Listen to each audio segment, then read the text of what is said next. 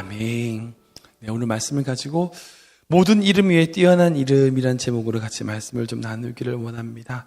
우리는 계속해서 빌립보서 말씀을 가지고 은혜를 나누고 있는데요. 지난주에 빌립보서 2장에 예수님의 마음을 품는 것에 대해서 나눴습니다. 기억나실지 모르겠습니다.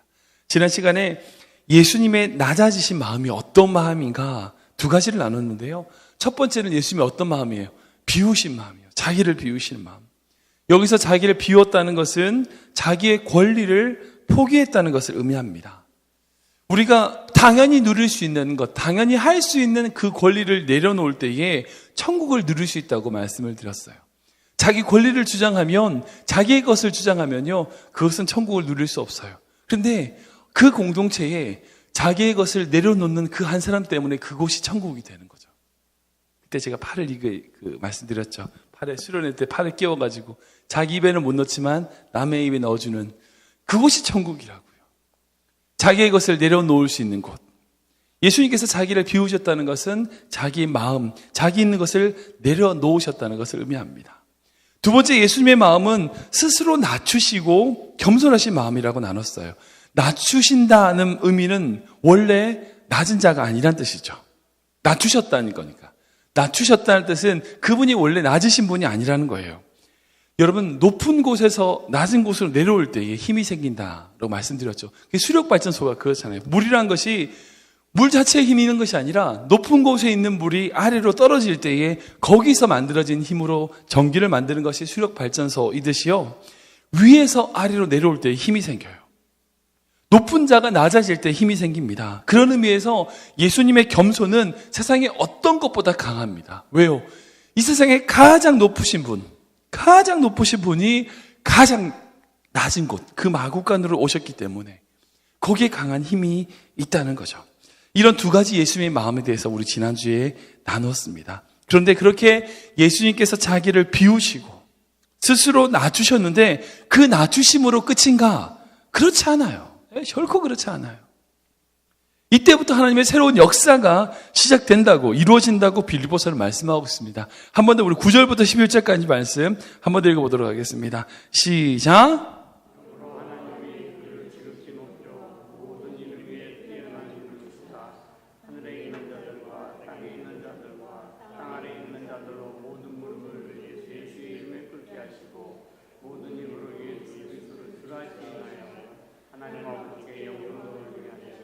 아멘. 하나님은 결코 자기를 비우시고 스스로 낮은 자리에 거하신 예수님을 그대로 두지 않고, 사실 그분이긴 하죠. 그런데 결코 거기에 두지 않고 놀라운 능력으로 새롭게 인도하셨던 것을 보게 됩니다.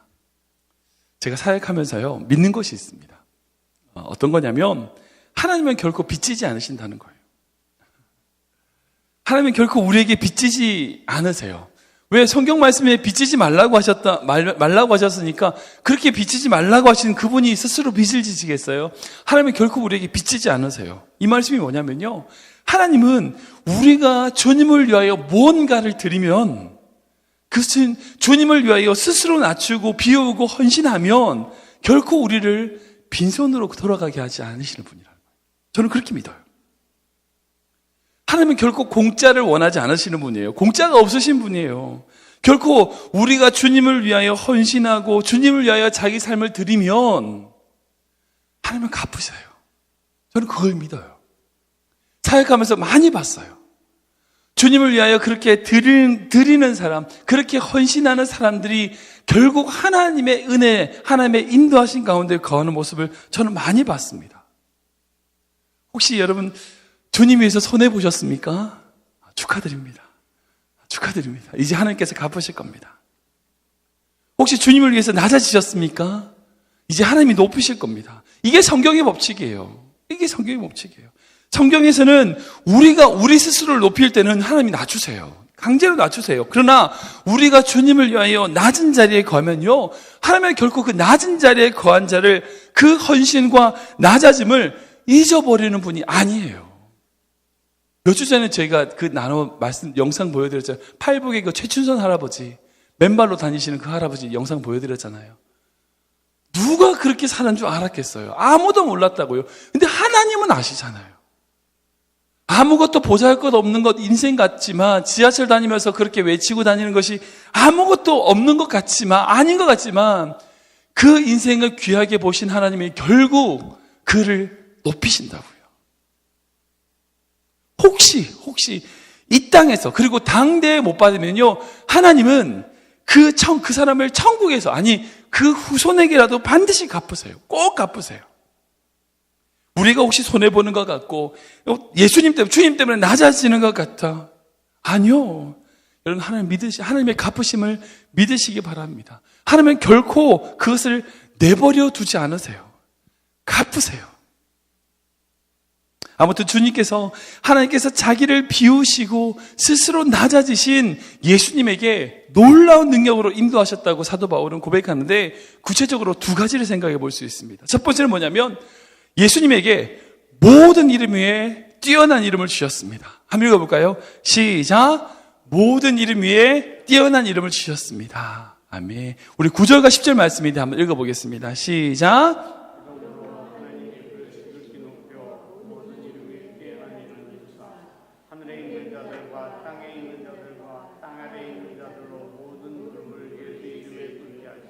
아멘.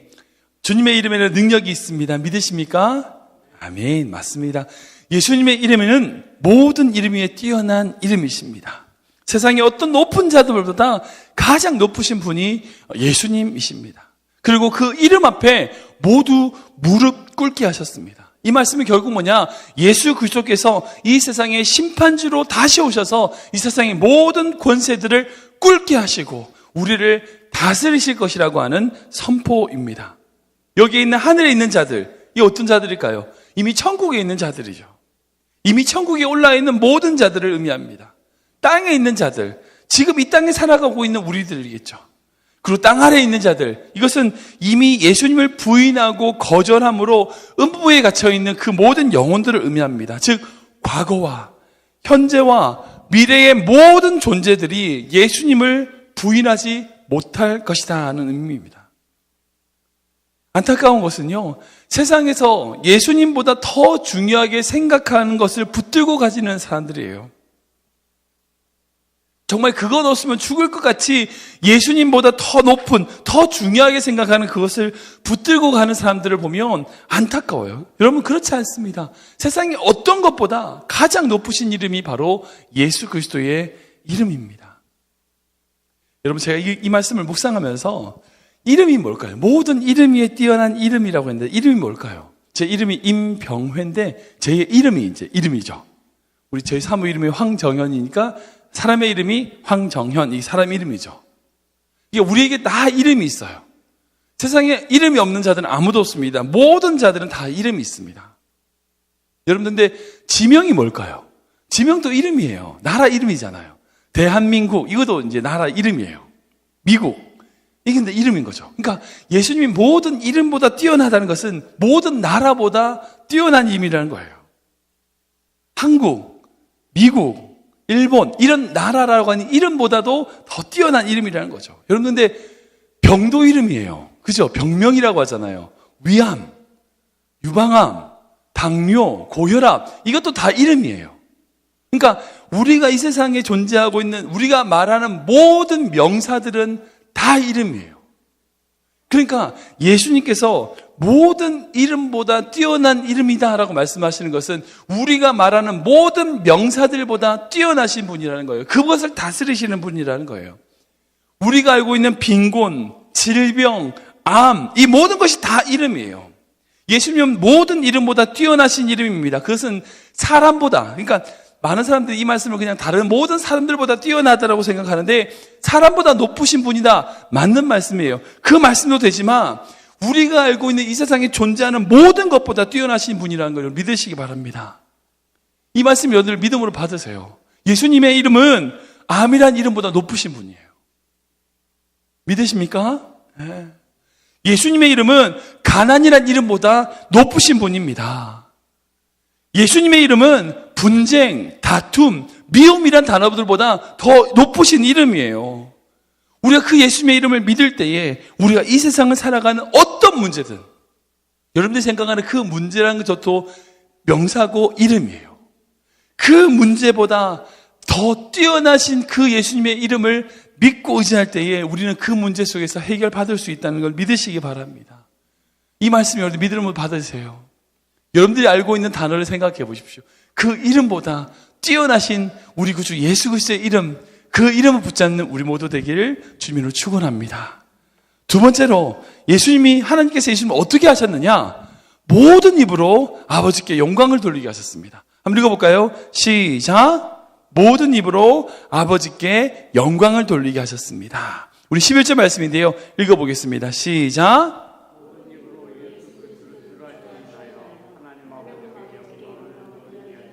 아멘. 예수님께서 고난을 받으시고 이 땅에 낮아지심으로 모든 입이 예수 그리스도를 주라 고백하게 됐습니다. 이것을 통하여 아버지 하나님께 영광을 돌리게 되었다는 거예요. 우리가 이 세상에 왜 창조를 받았는지 아시죠? 제가 지난번에 말씀드렸지만 이사야 말씀대로 우리가 이 세상에 존재하는 목적은 결국 하나님께 영광을 돌리기 위함이에요. 하나님의 찬송이 되기 위함이에요. 이 마이크의 존재 목적이 뭐예요? 마이크는 마이크로서 쓰임받을 때 가장 행복하거든요. 이 간대상은 간대상으로서 쓰임받을 때 가장 행복해요. 그때 제가 수요일날 말씀 나눈 것처럼 다메섹 엘리에셀 이야기하면서 여러분 가장 행복한 자가 누구냐? 쓰임받는 자예요. 쓰임받는 자. 예수님은 그의 삶을 통하여 모든 것을 이루셨습니다. 이게 그분의 영광이에요. 진짜. 그분이 죽으실 때 뭐라고 말씀하셨어요? 다 이루었다. 모든 것을 이루셨대요. 그렇게 말할 수 있는 인간이 있을까요? 나 숨을 거두면서 나 다 했어. 그렇게 말할 수 없죠. 근데 예수님은 다 이루셨어요. 왜?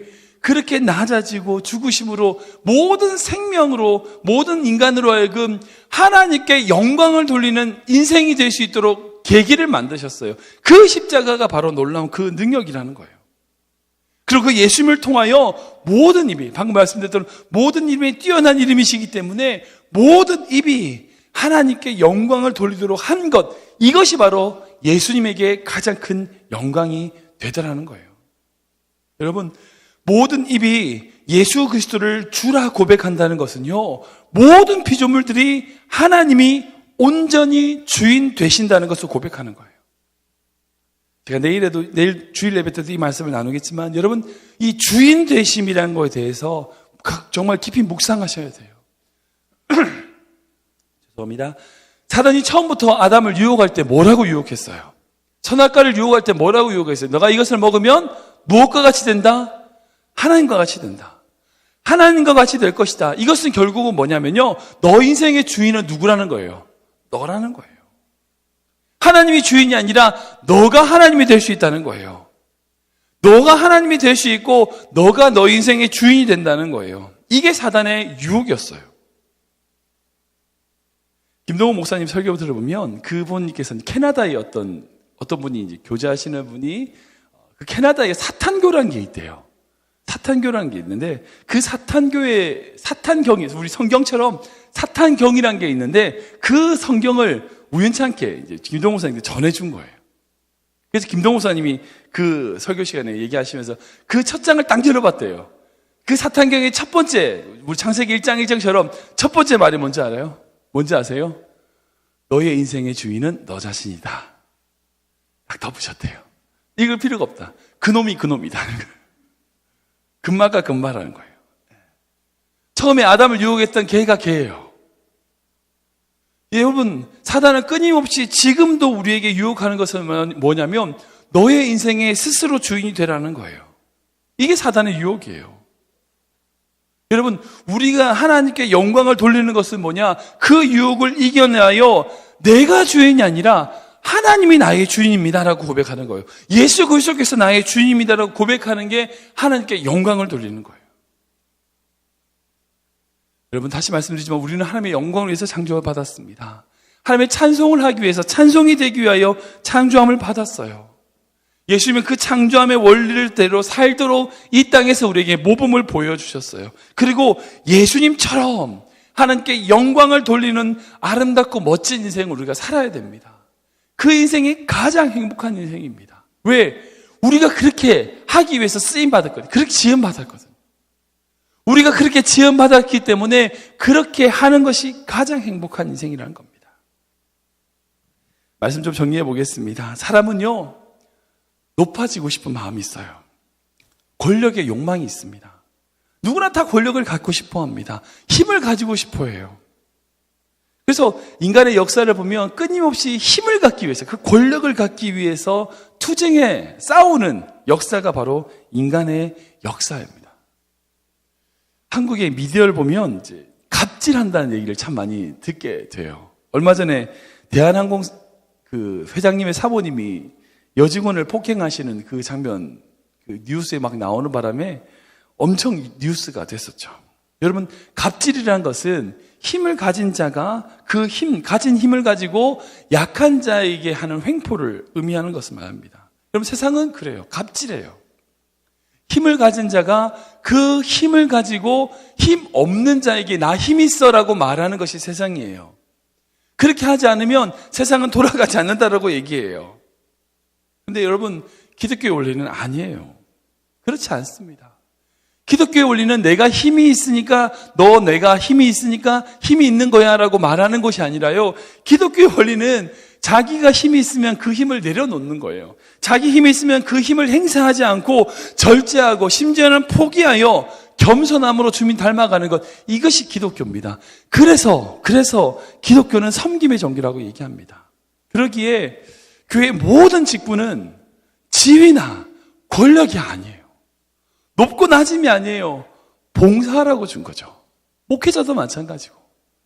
목회자가 대접받기 위해서 서 있는 아니래요. 섬기기 위해서 있는 거죠. 모든 직분이 다 마찬가지인 것 같아요. 그런데 우리가 그렇게 예수님을 닮아서 우리의 것을, 우리 가지고 있는 힘을 내려놓고 섬길 때에 여러분, 그때 하나님이 역사하시는 거예요. 그때 역사하시는 거예요.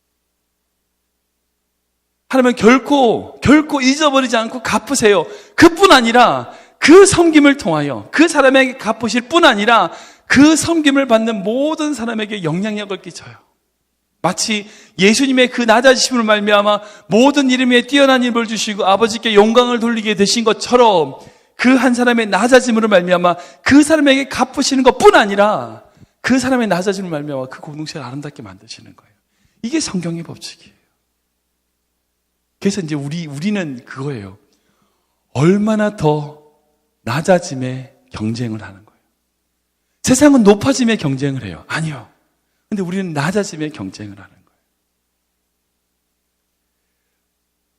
제가 이제 알고 있는 어떤 예화 중에 어떤 이런 이야기가 있습니다. 어떤 교도소에 정말 재소자들을 위한 체육대회를 마침 열게 됐어요. 그러니까 흉악범들이 아니라 착한 재소자들만 모아서 그 사람들에게 외부에 있는 가족들을 초대해서 체육대회를 할 수 있는 기회를 줬어요.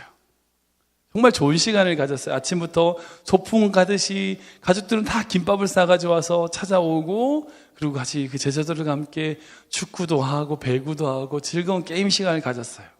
맨 마지막 시간이 되는데 그게 뭐냐면 엄마 업고 달리기였어요. 제소자가 자기의 엄마를 업고 달리기 시작하는 거예요. 모든 제소자들이 자기 엄마를 다 업었어요. 출발 신호를 빵 했어요. 근데 아무도 안 달려. 왜 안 달릴까요? 조금이라도 더 자기 엄마를 얻고 싶어서 천천히 걸어가는 거예요. 천천히 걸어가면서 서로 자기가 꼴찌 되고 싶어서 내가 꼴찌 되고 싶어서 서로 천천히 걸어가는 거예요.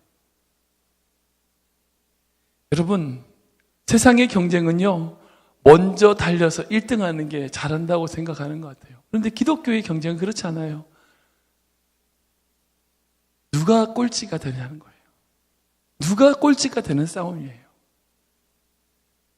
왜? 주님과 함께 하니까.